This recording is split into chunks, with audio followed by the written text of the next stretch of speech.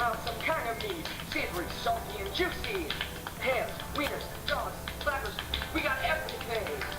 Flappers meat, only meat for me.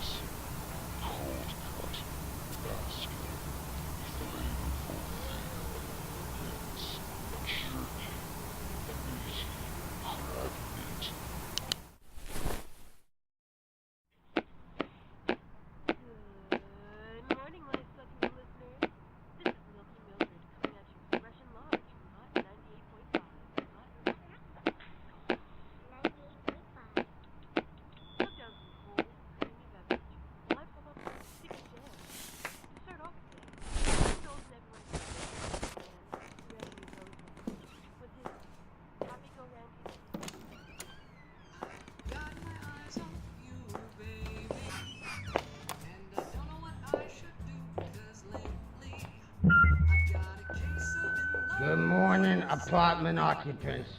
We'll be on a possibly quick lockdown for however long. Please do not fight your locked doors, jump out your windows, or feel a bit down. Cooperate with authority, and if possible, feed them some breakfast. Thank you. I sit, sleep, eat, and exist here.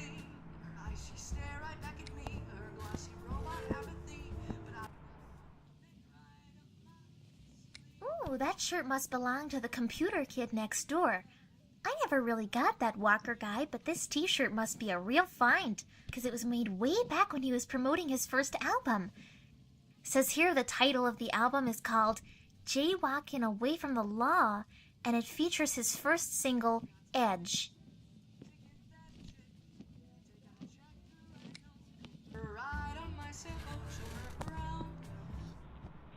Hey dolls, it's me, Randy Rosebud.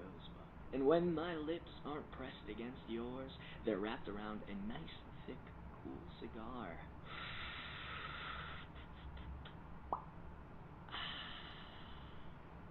And when my lungs aren't pushing out sweet love songs, they're sucking up that good old nicotine. Sometimes I sing, sometimes I smoke, but right now I'm singing about smoking. I know just the cig that'll fill me with glee. Heck, a great taste from that good old nicotine. Oh, so smooth, oh, so sweet. It's nothing but cool cigs for me. Randy Rosebud smokes cool cigars. Do you?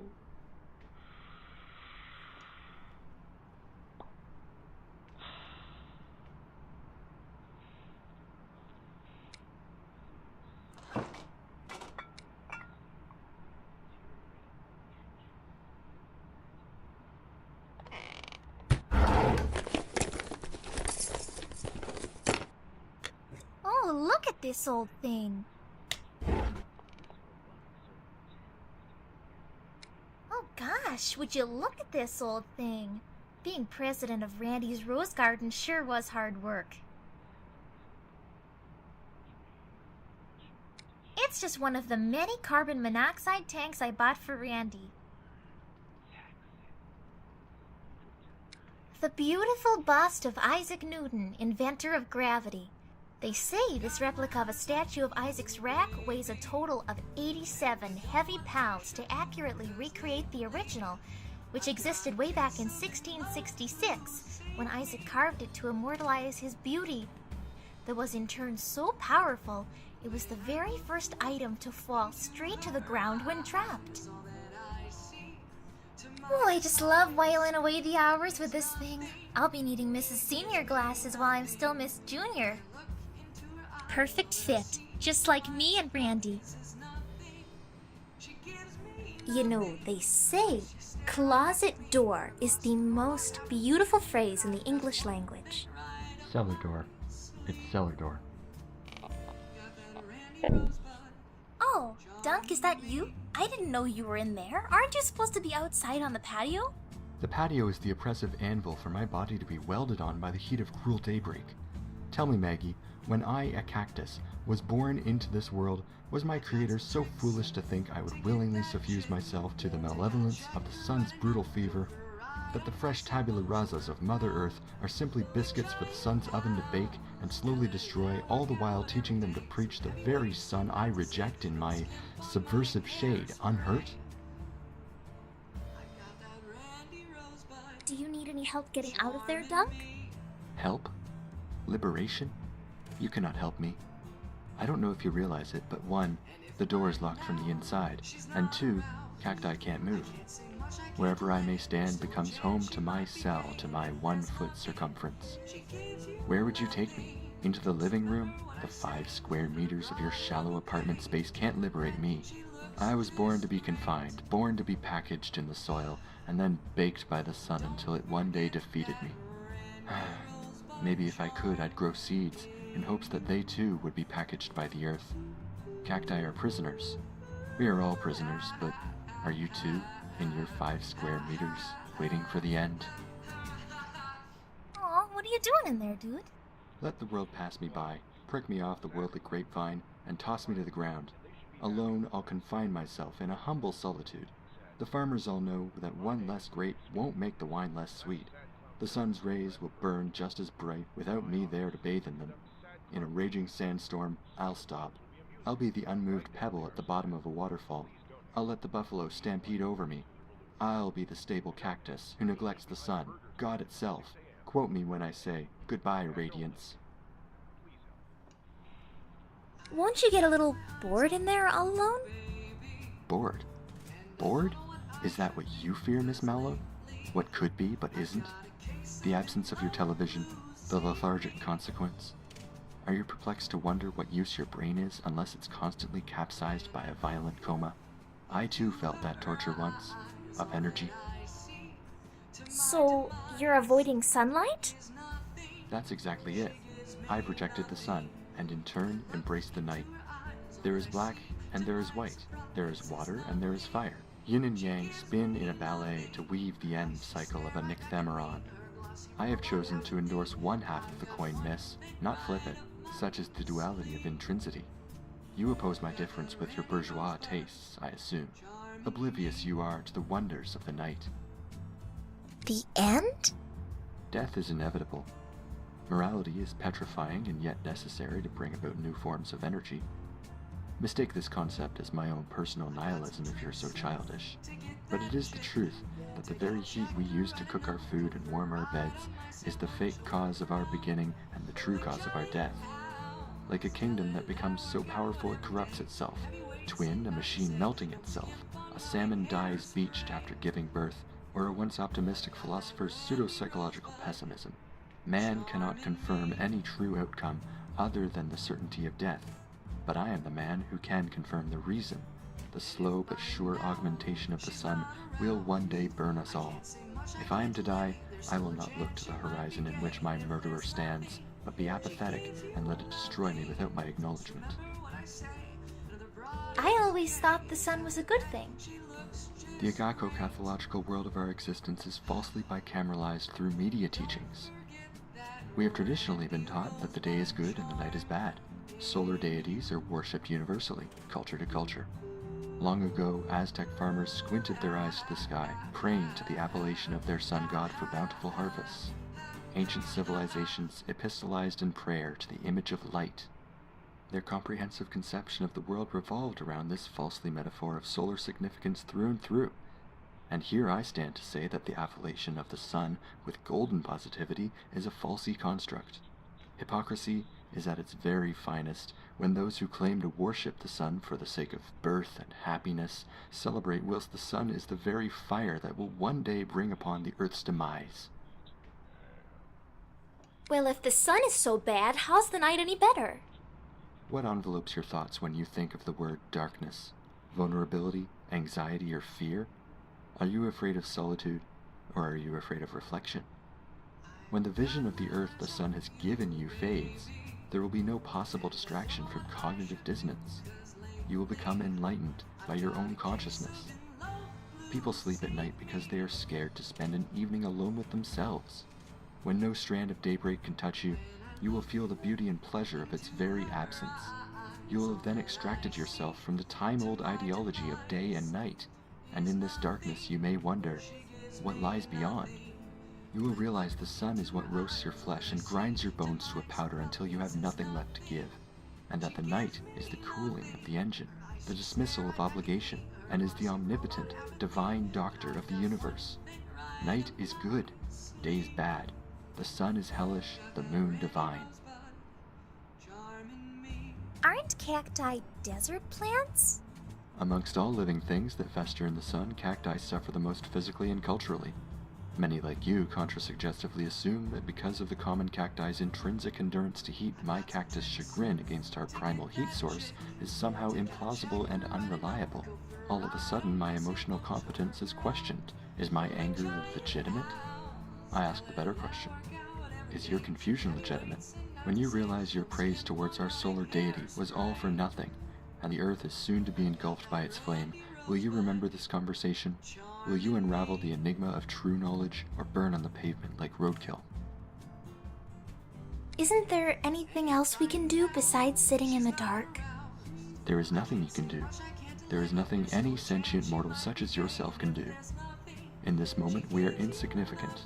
We have always been insignificant. What worth are our words, thoughts, and emotions? Before I confined myself, I asked these questions early morning at precisely 5 a.m.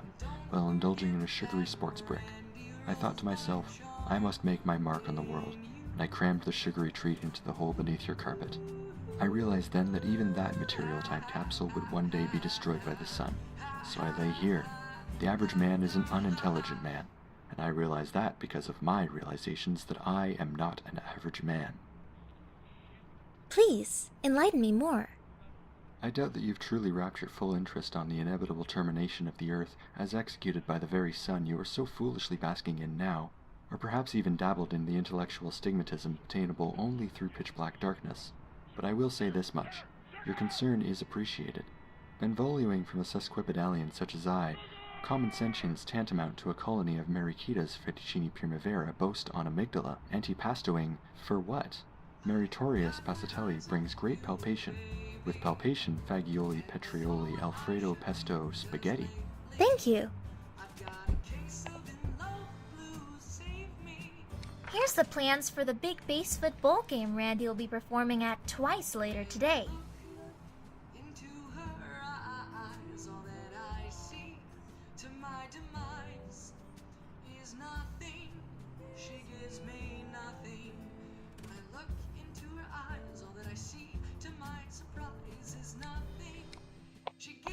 Excuse me, do you know why the apartment is locked down? Honey! What is it, you babbling broad? What is it? Oh, don't you talk to me like that! Don't you ever talk to me like that! I'll talk to you like a slappy rotten banana, you ham-boned fabric donkey kissing no love habit! No! What about yes, Rosemary? Whatever happened to yes? You always act like this whenever the love butler isn't on gay. Oh, I always act like this, huh? Like what? 10 pounds of flour, 2 slices of ham, 3 tapioca bags, and 2 of us? What's that mean? A broken marriage, Rosemary. I don't love you anymore.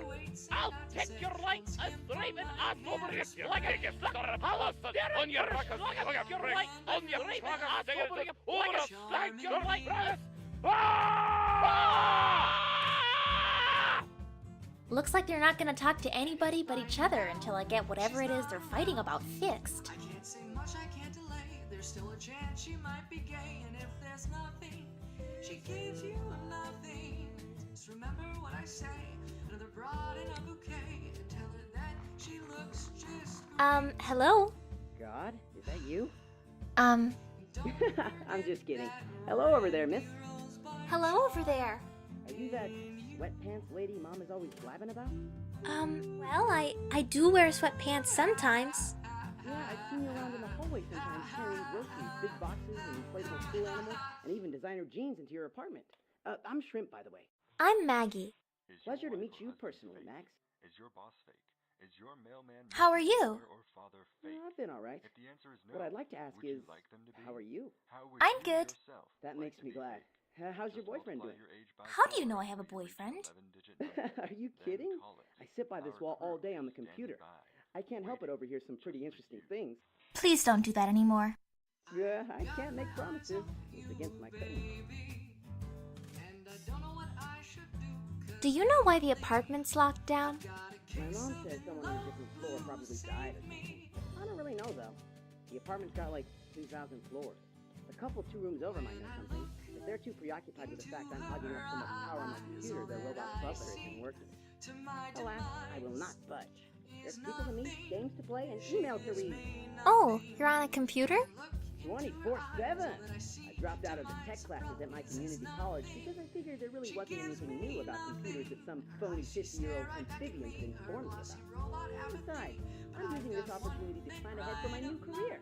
I've been watching a ton of internet tutorials on becoming a musician. What sort of music will you play? Well, have you ever heard of electro jazz? No. How about classical boogaloo? No. Gumbo Messiah mix? No. Imitation sheep? No. Italo folk disco? No. Metal acapella? No. Well, I do all of those. That's cool. Yeah, it takes up a lot of my time. Thankfully, there's a lot of online forums that contain tutorials and stuff. I've been learning the ukulele, trying to compose some more serious tunes on that by only strumming the lowest chord. Where is your mother? Oh, she's in the living room churning butter by hand. It's a family technique she practices every time she thinks something good is about to happen. So then later, we can celebrate with bread and butter. It's traditional, you know? I'm a little embarrassed I don't know all the music stuff that you do. It sure is cool. Nah, don't sweat it. I can't be mad at people that don't know the same stuff I do. I'm a little weird, so my tastes are a little weird. I'm just a weird kind of guy. Do you have any music recommendations? Nah, I won't bother. Do you have any artists that you really like? Oh, I really like a guy called Randy Rosebud. I really do think he's just the coolest. And he's so handsome, too. I despise him. Huh? Why? I'm sorry, I'll be honest here. He's a total sellout with no artistic integrity. I mean, music can be brainwashing entertainment, but that guy just takes it way too far. I think his music is really fun. The guy sings about getting girls and how much he hates himself if he can't score one. Like, sure, is he the only guy you listen to? No. I like other artists. How about we talk about music once you've got something to say about an artist that doesn't exist to make women feel bad about themselves? Sorry. Music? I love music. Oh my gosh. Music? Like as in sound? I love music too. What artists do you like? You ever heard of Billy on the Town? No. 50 Screaming Baby? No. The Beatles? No. A minor, F major, C major, G major? No. How about Jay Walker? I'm afraid not. Well, that's okay. I know who Jay Walker is. Oh, that's great. An oldie, but trust me, he's a real good. I mean, I think that Jay Walker was actually one of the first musicians that I really felt a connection to, you know? He's not like new gentrified music. That's all about filth and lewdness and violence. Music used to really mean something. And I think Jay Walker is a prime example of what it means to be a tortured soul. What do you think? I like it when he sings things. But like, what about the words? I like it when he sings about jaywalking. In what way? The I'm just in a hurry to get to my dead-end job kind of way? Or I hate authority, screw America kind of way? I don't really like to break rules. That's the magic of Jay Walker's music, man. Us common folk can't really go around trashing mailboxes and drinking chemical drugs, but we can listen to music about how fun and self-deprecating it is. Oh, so we listen to Jay Walker because we want to do chemical drugs and break the law? Maybe you're missing this point. We listen to Jay Walker to reflect on the oppressive system of the authority institution, man. I'm really beginning to doubt your commitment to good music. Do you even know one of this guy's albums? Jaywalking away from the law. Oh, that's super cool. What's your favorite song off the album? Edge. Oh, yeah, that song really gets me goosebumps. Before Jay Walker had to pass, he really was a great guy. It makes me sad to know that he really wasn't recognized until after his death. But it makes me a little content, too, knowing that his work was created from purely organic emotion. He really had that passion. It makes me wonder how anybody can even begin to like fake talent like, I don't know, Randy Rosebud. Bye.